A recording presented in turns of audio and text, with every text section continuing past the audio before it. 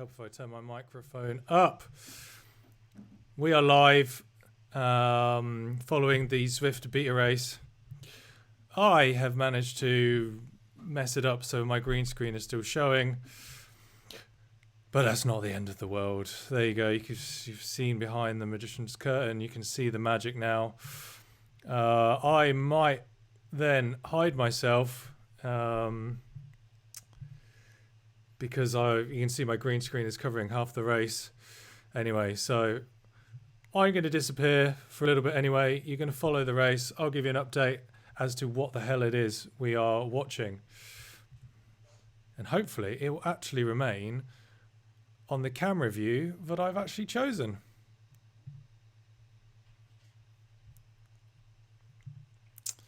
So, let me briefly give you an update as to what it is that we are watching. We're watching another beta race. So there's been a few, both for the women and the men. And this is, I don't know, this is the third or fourth one, which Zwift has held. Each time they try and do a different thing. Last time it was the men and the women did races where it was 3 different races back to back, very short.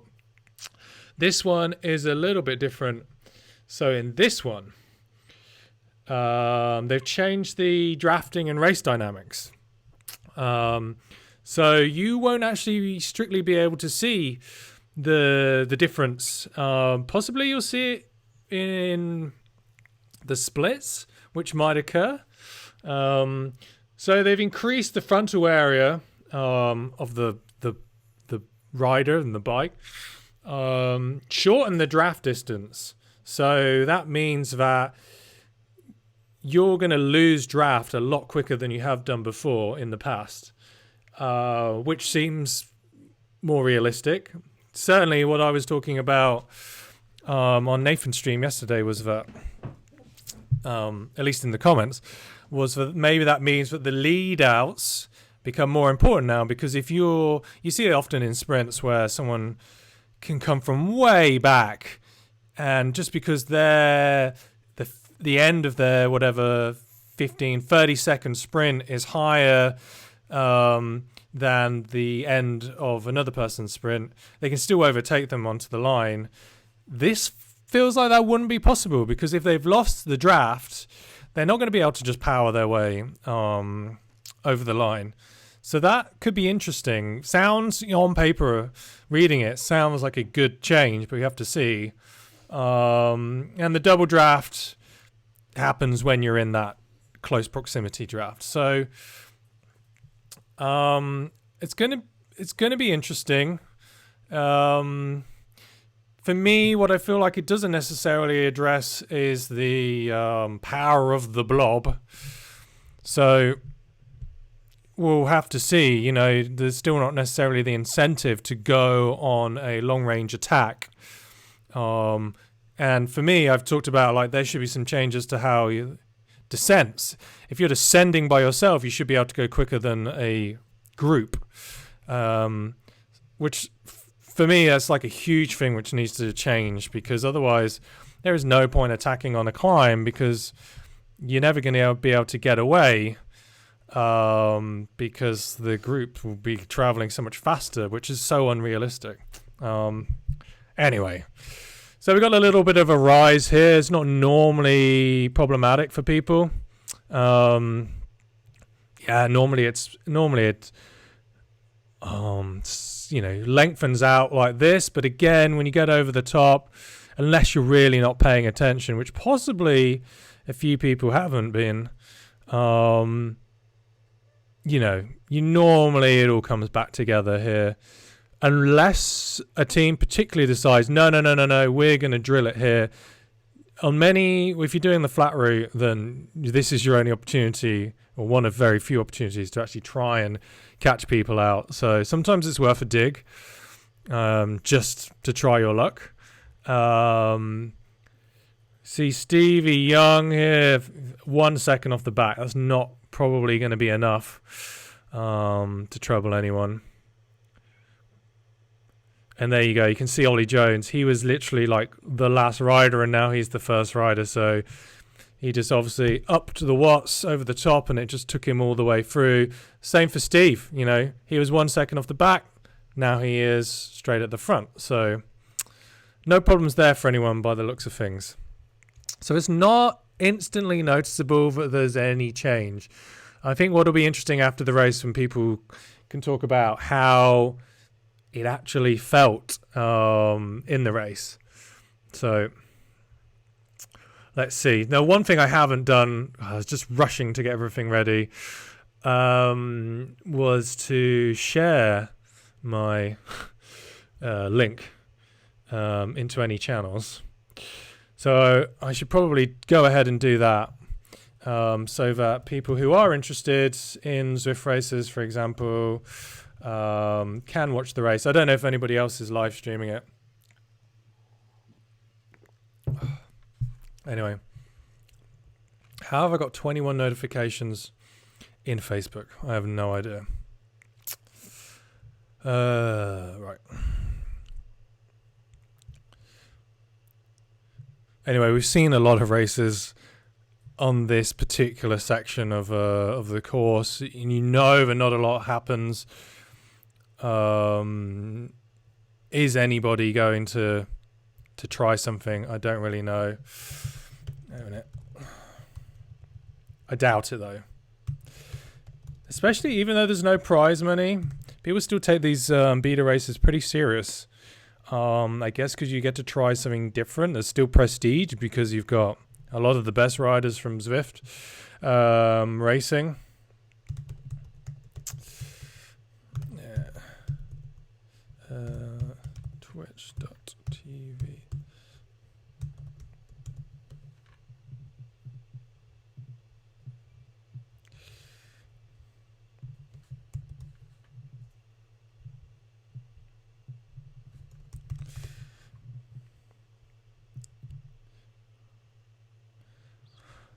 Who cares? I'll shed that in. Set that into Zwift races. Why do I have 19 missed notifications? I have no idea. That's not true, is it? It's all lies. Oh, maybe it is streaming to Facebook.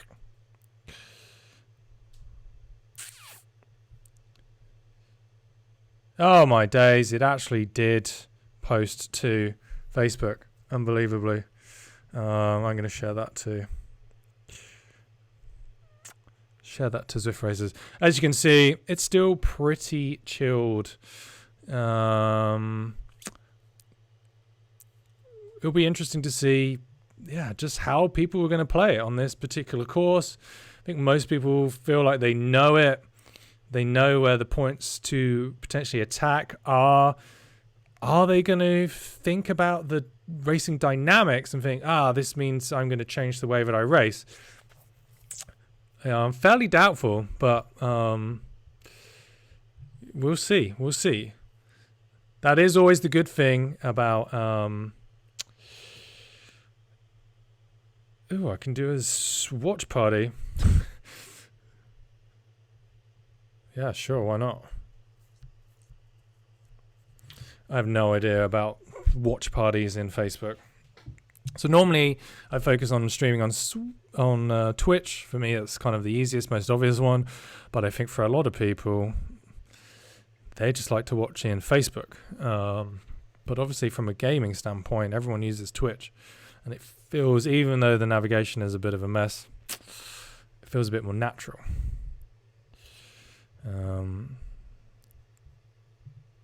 Yeah.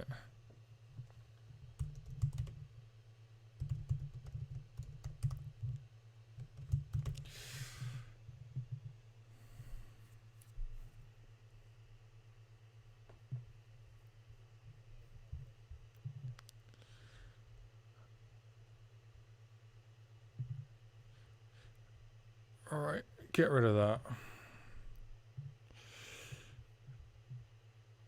Yeah, I'll leave that site. Right, anyway. Oh, I should have figured out some amazing stats I could have been telling people. Instead, what I'm going to do is I'm going to hop back and just see if there's anyone who potentially is struggling because of the changes in the drafting. It doesn't look like it on a first look. So there's a few people here who seem to... These guys, I don't think they're going to get back on. Gakesy, they know now. They know, I think, for the games. So there are a few riders off the back here. It's going to be difficult for them to get back on. Let's just see if they actually can. There's not really that much going to happen up front. So these three riders are going to have to work together.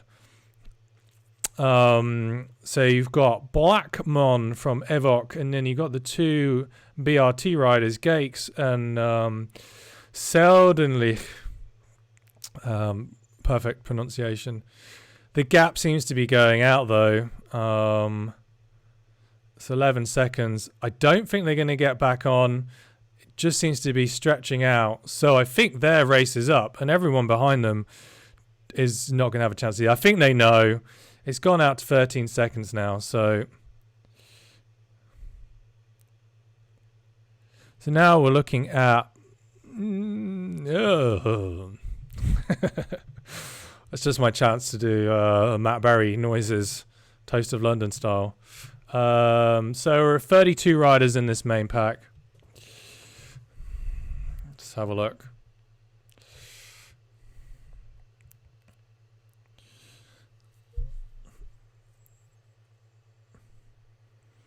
Yeah, taking it pretty chill.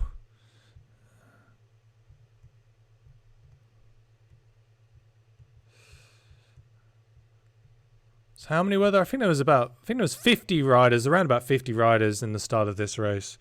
So we've already shed 20 off, roughly speaking. I don't know if everyone started. We'll see. Interesting to see if anything changes with regard to this descent. So I talked a little bit earlier about my opinions around what should probably happen with descents and how the pack should be less powerful. I imagine it's going to be pretty much business as usual, but we'll see. The pack's pretty much staying together here. Couple of riders off the front. Just freewheeling down.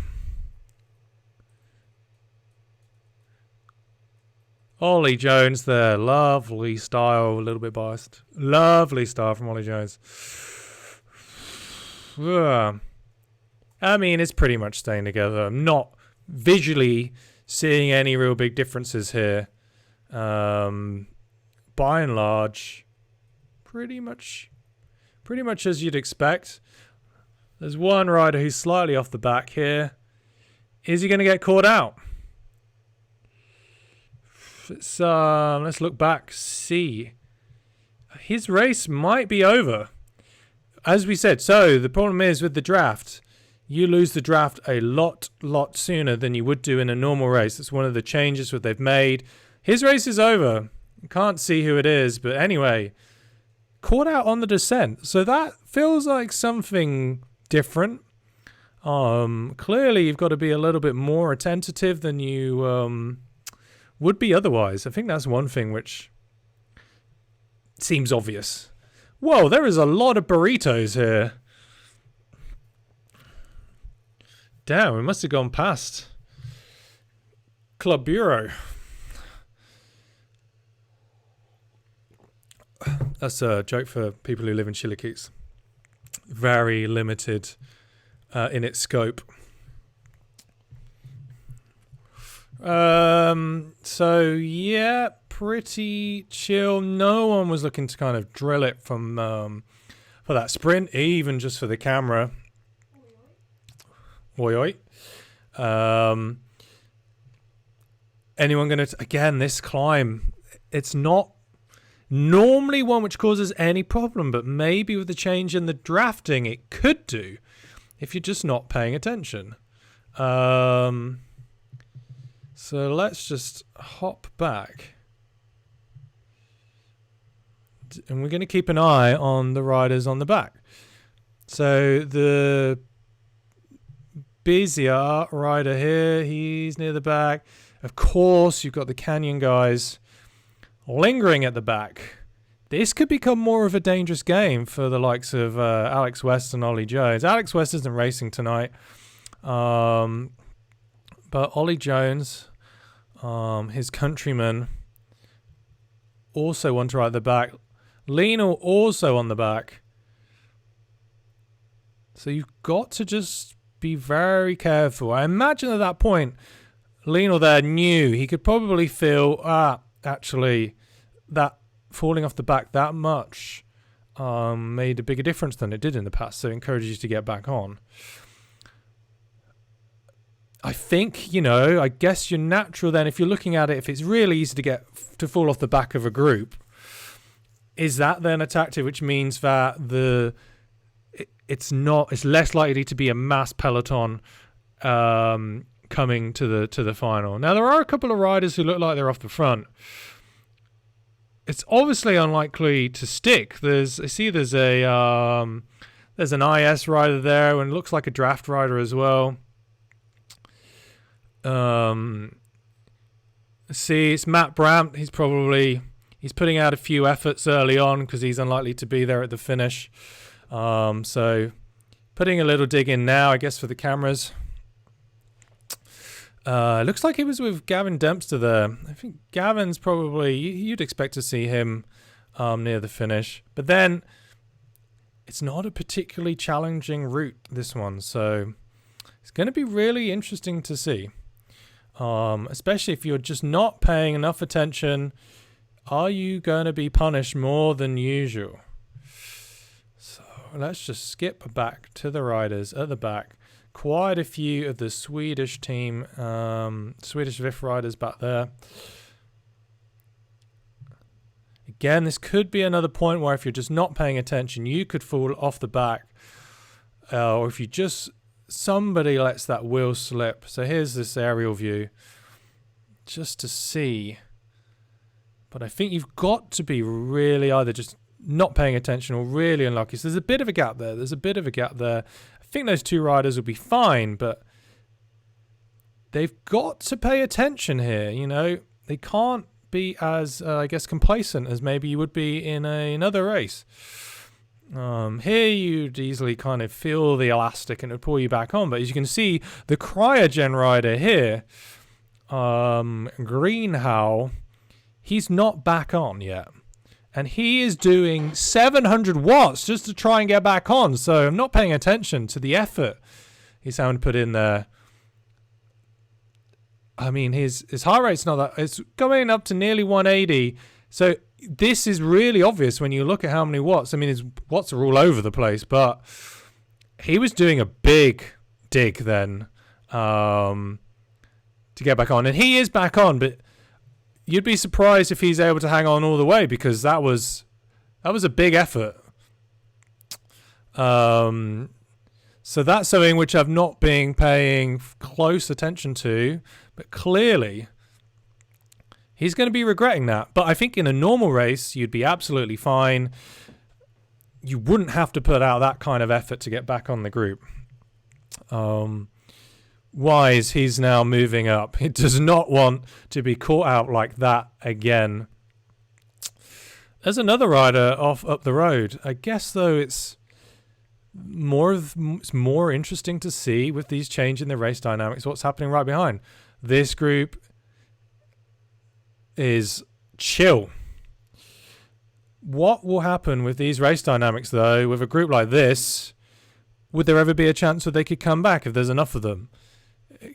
Looking at that time gap? No. But it would be nice if you thought it could be possible. That's the other strange thing. Like, in professional road racing, if you're in a group that gets dropped like that, it's not a done deal that you won't get back. In Zwift racing, it's a done deal. You're out.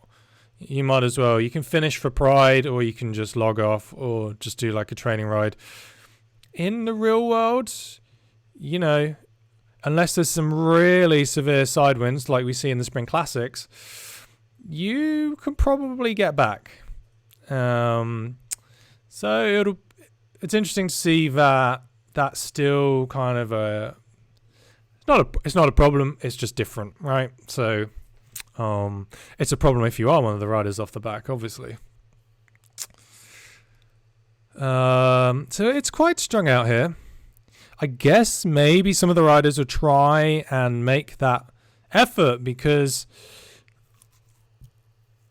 I guess if there is a split between the groups like this, the guys riding on the front do have to put in a bigger effort than they would do to close it. So, you know, maybe it is worth trying if there's a few riders who you can go with. It's hard to coordinate, but if there is, then maybe it works. Again, you can't see the changes in the aerodynamics, so it's all going to be about how it felt when the riders finish and can give us their feedback.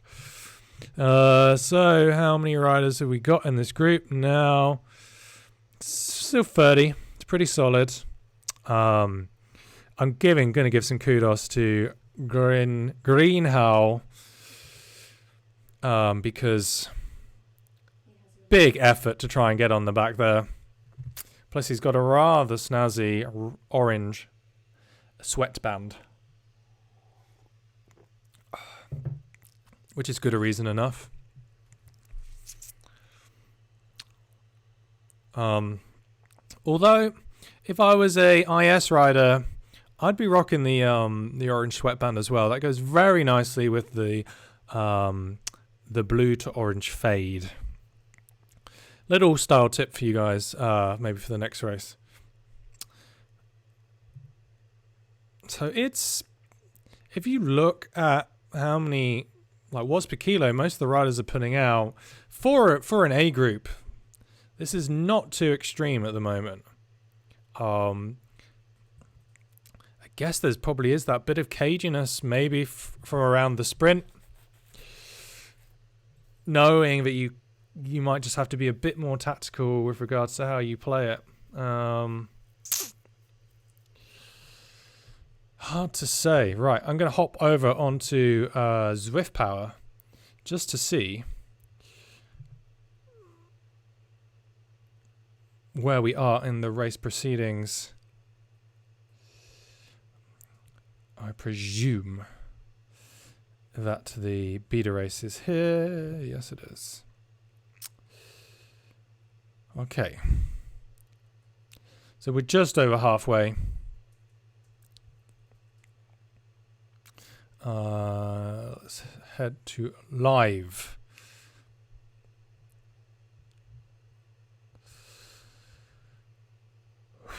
Okie doke. So one thing I didn't even pay attention to be honest, was that there are comms and sprint, but are there actually points? I mean, interesting looking on Zwift Power, there are sprint and comms and preems sections set up there. I'm trying to remember if they were actually mentioned in the race instructions. I'd have to double check. We haven't really seen anyone competing for any of it though, so see, I didn't recall there was anything. Blah blah blah blah blah blah. No. So it's just a straight up race. No special points for comms or the sprints. I think that would have made it a little bit more of an interesting race to watch, and then potentially also just to see how people played the draft potentially in a sprint. Then you'd get to see that effect twice. I don't know if Zwift was worried that maybe actually having those sprints in the beginning would split up the group a lot sooner than we'd normally see, but for that very reason, I think it would have been interesting to have done it. Same with the com points.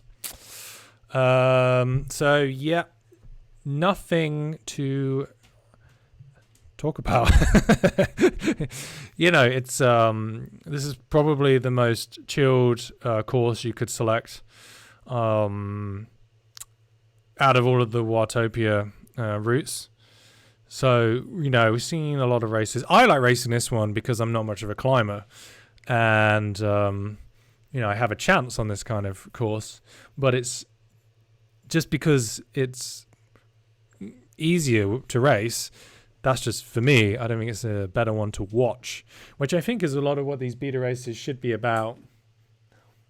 Really, it should be about like what is good to watch, also what is fun to race. But in the end, e-racing is going to grow if there's the viewership. So to a degree, the races will benefit if there's more people watching it. So almost, I would say the races' enjoyment is kind of secondary, because in the end they'll still benefit by more people watching it. Maybe they'll disagree with me on that one. But it's generally the case that people enjoy watching people suffer. Generally speaking, people enjoy watching people suffering, and people suffering don't enjoy suffering so much, but they have some sort of sick pleasure in it. And I guess that's kind of what we would be having with Zwift races. You look at Lionel Vujasin. He had a dropout at the Fiat's race. His race was over. Most riders would have just gone and had a shower. But he decided to absolutely smash it, and then against all odds win the race. And that was obviously it was probably one of the hardest Zwift races he's probably ever done, I would say. Especially because of the heat that you have in that live event setup. So, but everybody loved it because they didn't have to suffer. They watched his suffering. It was Herculean. But interestingly, though, let's see how this climb actually goes down. We've seen people like to attack this comm. It can be decisive, but will it be decisive in this race? We're seeing a lot of orange numbers coming up already. I guess it's kind of hard to... You wouldn't go into this climb not with orange numbers, basically, because everybody else will be doing the same. Hop Stadius struggling to stay on the back. So this is going to be interesting. How is everybody going to stay together on this climb? Couple of Cryogen riders at the back don't seem to be struggling too much. But some of these guys, I think they might be out, though. Let's just see how the draft affects them. Gajda. Let's see whether these 5 riders can actually kind of work together to come back into it. I'd probably say it's doubtful, especially with this change in the aerodynamics. That 1 second feels like it's not going to be closed. You look visually, looking at that gap, that looks like it's not going to be closed. And suddenly now we're down to 22 riders. No one's doing any massive digs. So is Scott, though, going to get dropped here? From what I've seen so far, it kind of feels likely. He's only doing 366 watts. I think you'd have to do 700 watts to get back on. Looking at what some of the other guys have had to do, he's gone. 4 seconds, 5 seconds out, over. Okay, 21 riders. So definitely you have got to be on the ball if you want to get to the end of this race. Even here. Now, I think these guys are going to be fine. You've got a slight... Actually, it says 1%. I thought it was slight descent, but it's a slight descent coming up. Should be fine, I think. But again, how much will those aerodynamic changes play a part here? I think it'll be fine. Nobody's going really hell for leather here. Let's be honest. Dempster again, right at the front. Don't think he'll be putting in any more effort than he really needs to at this point. He's just got the natural momentum from coming over that climb. So it's very strung out. But I think everyone here probably just trying to get a bit of R&R. Simmons, here, you can have some kudos, mate. Kudos for riding on the back, where it is clearly very risky. But say we got about 21 riders here. Simmons is playing Minesweeper. Now it's going to stay calm. I think everyone's just pleased that they are fully together. You got all of the Canyon esports team here. You have got...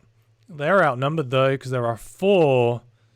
or is there 5? Is Holden in here as well? He's obviously got the American national kit on. No, he's not in. But anyway, there's 4 IS riders. 4 Evoque riders. There is also Power here, who is a young Belgian rider. He is riding pretty much for himself at the moment. So fair play to him for making it. Oh, there's 2 Belgian riders. Couple of the Swedish team. Who have we got from KISS? We've got Locke from Fusion.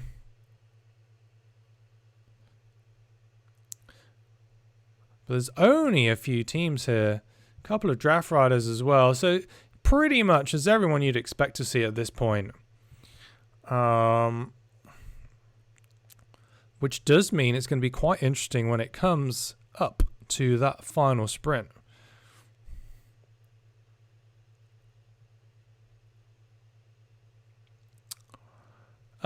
We should be finishing in around about 5 minutes time by the looks of things.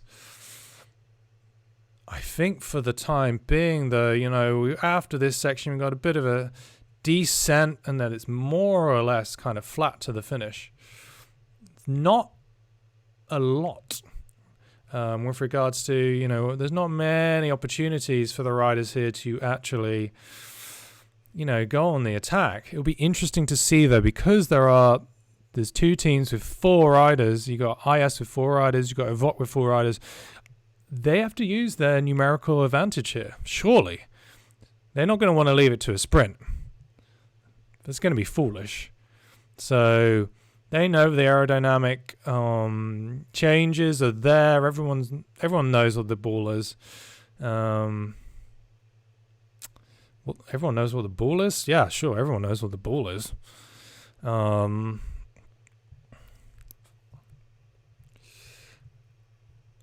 But... Oops, that's why. Well, they've got to try and do something, I think. You've got the numbers. They know who they are, who's going to be best in the sprints. These guys are going to be on Discord. They'll be able to ask each other, who's ready for the sprint? Are we going to do a lead out? When do you want to do that lead out?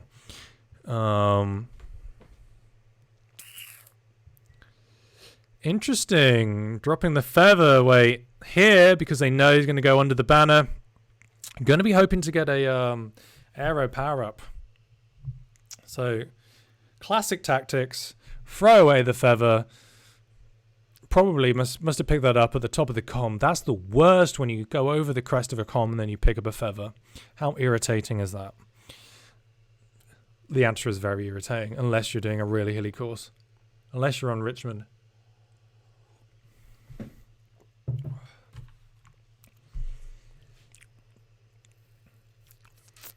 But he was the only rider I think I saw shedding the power up. So, Burrito dropped there. Possibly too late. Hard to see. That might have been a bit of a mistake by one of the IS riders. Either he got it and dropped it straight away, but he felt quite quick. So I have a feeling that he dropped that too late and now is not going to have a power up. Could be wrong, but that's just what it looked like. Few orange numbers here. So people know that this is just one of those few little inclines. They're going to try and make it a bit more difficult. They know there's a lot of people here.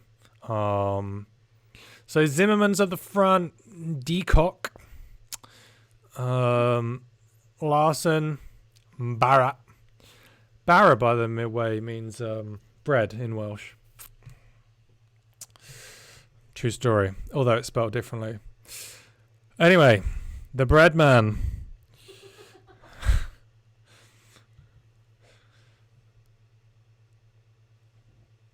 What? No, I think maybe it's just because of the terrain. I was going to say, that gap's closed a little bit to the group behind because it had gone on from 111, but I think, that gap's not changed really. Sometimes it happens where it looks like it's changed just because of where one team is going up a hill and the other team's going down a hill. Or not team, group of riders. But no, it's not really changed. The gap's more or less the same. It's not gone out. Doesn't look like it's massively gone out to more though. So that's interesting. Still plays no bearing on the end result. But yeah, potentially interesting. So it looks like it's going to come down to ye olde bunch sprint. And we're going to be paying attention to the riders at the front here.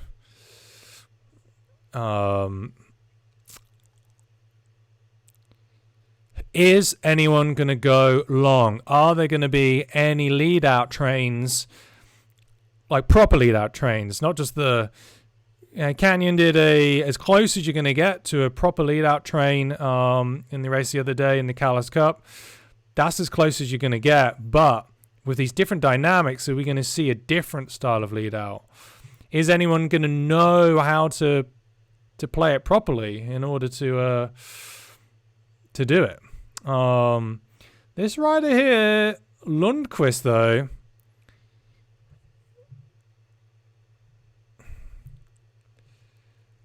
I mean, he's got 5 seconds by the looks of things. 4 seconds. Power has gone early. Has he got the power? He's dying already. He's dying. Larson's there.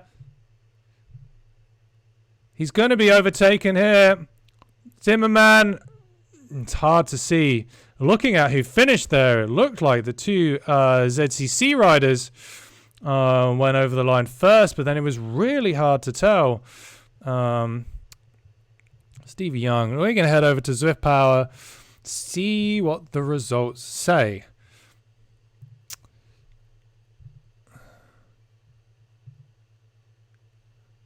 I don't know if you could tell any difference in the sprint there, but that felt pretty much like every other sprint, at least with regards to the visual appearance. So just waiting for the results to populate in Zwift Power.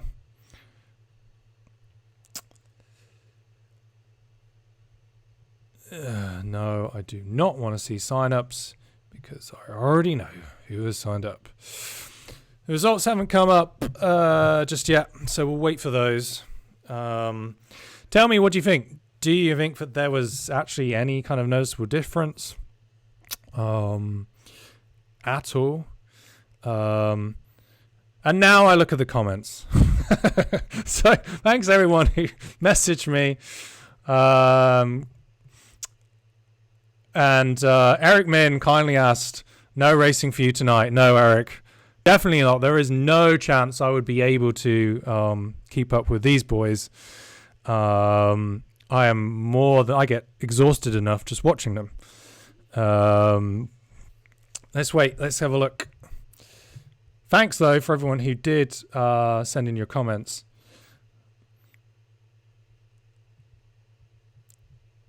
Very much appreciated. I said I was really rushing to get this kind of stream set up in the first place, so I messed up a few things. Also, my webcam was playing silly buggers, and I hadn't set it up so the green screen would disappear. So you've had to listen to just my voice and not look at me, which is probably a good thing because I did not shave today. So maybe you've been saved. Saved by the bell. So we're just going to watch Leo on his cooldown here just while we wait for those results. Save you having to keep clicking refresh on Zwift Power. I will do the refresh button pressing for you. Okay.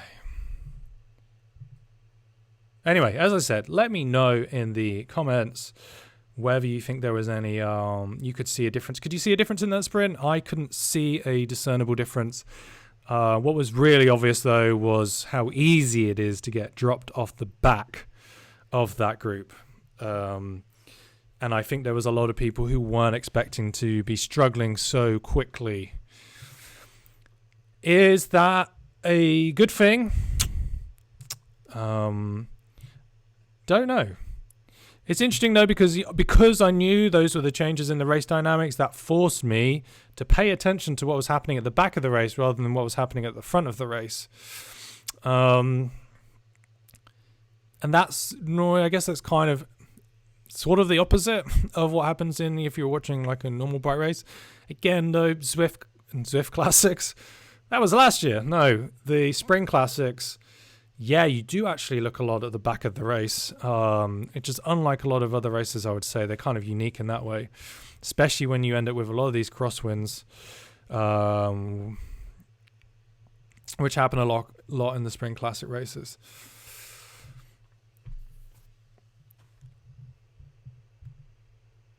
Okay, I'm still not getting the results.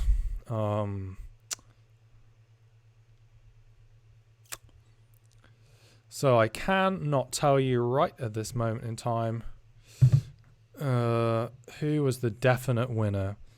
But I guess that's not the point.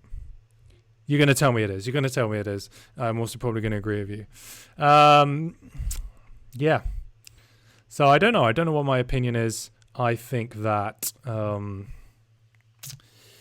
it's definitely interesting. I'm super glad that Zwift are trying out some different things. It makes it more interesting. I'd like to see a lot more. I know there's quite a few of these. I really liked the short format things. I think as a viewer, as a spectator, they were really interesting. This one, not as interesting to watch. Hey, I've jumped into some other race. These guys, I'm not sure about their kit, but no offense. Anyway, we can switch them. But anyway, check out the results on zwiftpower.com. And I say, let me know what you think to this. Did you prefer the previous beta races? If you got to watch them, was there a big enough change in this one? Let me know. I suppose it'll be interesting. I'll speak to the team after the race now, get their thoughts. And then I presume, hopefully, there'll be more of these things. And either they'll be live streamed by Nathan or Zwift, or if not, then, I'll try and do it as well, just so other guys can have a look and see how it's actually happening. And I will try and bring my own level of mediocre enthusiasm to the game. and my blunt honesty. So thanks a lot for watching. And I get to that point and I always want to say ride on, but that is Nathan's thing. So enjoy the rest of your evening. Not as catchy, is it? Anyway, adios.